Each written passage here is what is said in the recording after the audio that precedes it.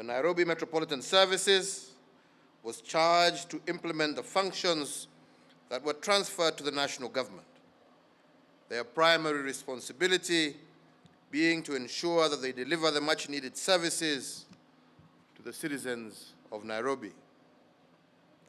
Indeed, I issued several directives to NMS that were to be achieved within 100 days, which period ended on Saturday, the 28th of June this year.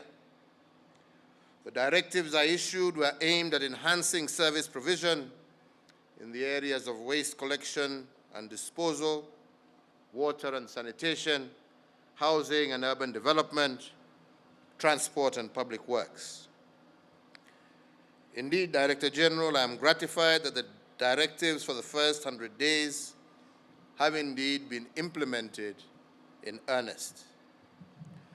Progress has been made in the areas of implementing the Nairobi Urban Mobility Plan, effecting the non-motorized transport strategy, reviewing the development approvals process, improving solid waste management, streamlining urban renewal projects, and reviewing and improving the governance and transparency models deployed in service delivery.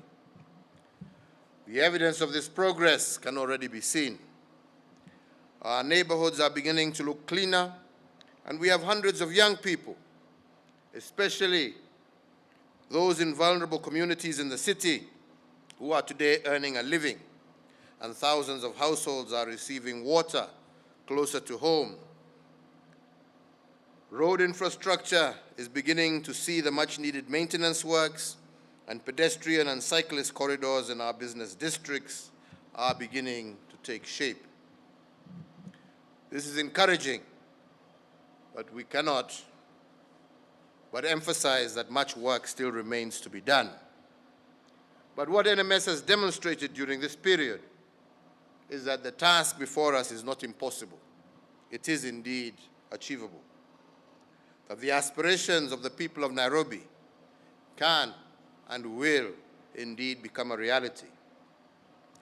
So I therefore challenge NMS to demonstrate that Nairobi can be the model of our post-COVID-19 national recovery strategy.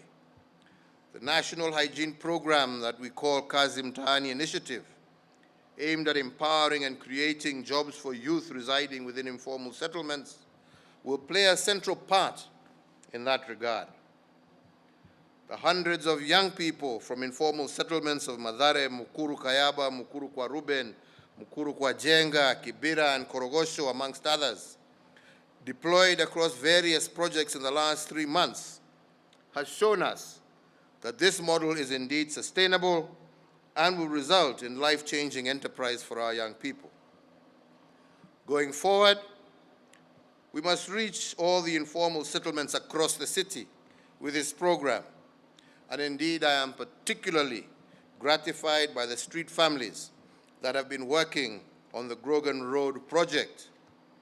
Today, these young people can afford to live away from the streets and give their children hope of a much better tomorrow.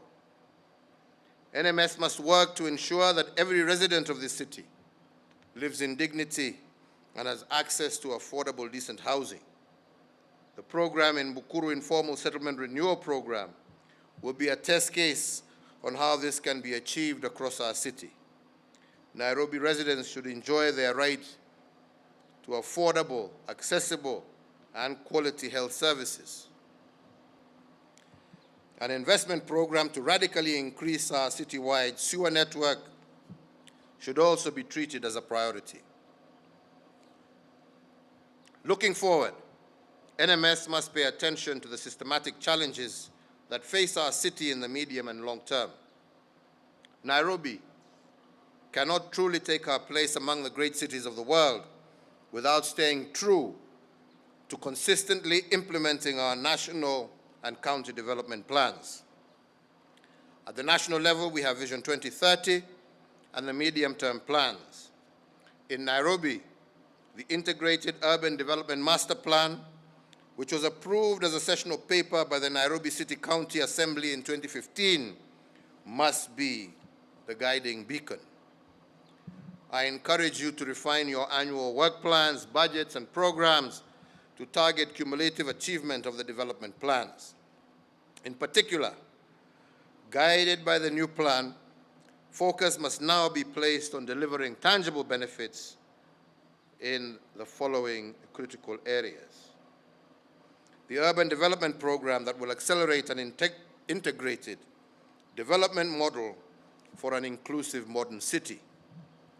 The urban transport development program that will deliver a world-class efficient transport system, complete with a full range of transport options. Number 3, the infrastructure development program that will support and sustain the development trajectory that we have begun. And number 4, the environmental improvement program that will make our city a beautiful, healthy place to live, work, and play. And number 5, the urban management strengthening program founded on our democratic ideals and national values that will underpin our administration and service delivery models. With respect to doing business in Nairobi, the business re-engineering and citizen supporting services and processes must aim at rebuilding the Nairobi dream, a county where every business person, small or big, will have an equal opportunity to find work or to do business. The enforcement of laws must become enabling, fair, and transparent.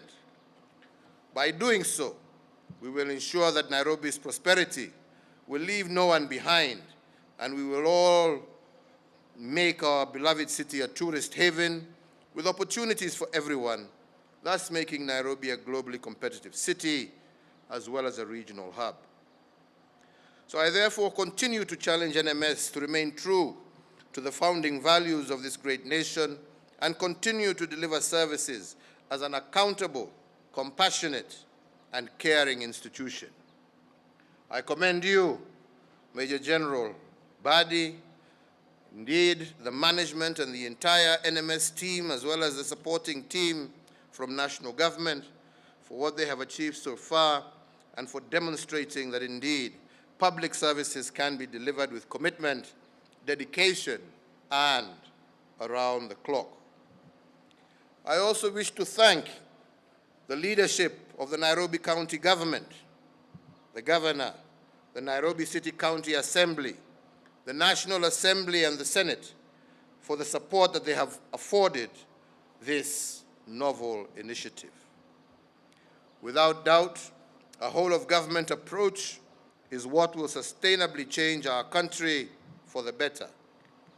As I conclude, I remind you all that Kenya is known worldwide as the cradle of mankind, and Nairobi is at the heart of that identity. We must therefore make it our every effort to ensure that this city, home to people from all over the world, regains its glory. I am confident in this. It is Nairobi's destiny to be the go-to city in Africa and a leading city in the world. Nawashukuru nyote, asanteni sana, pongezi kwa kazi.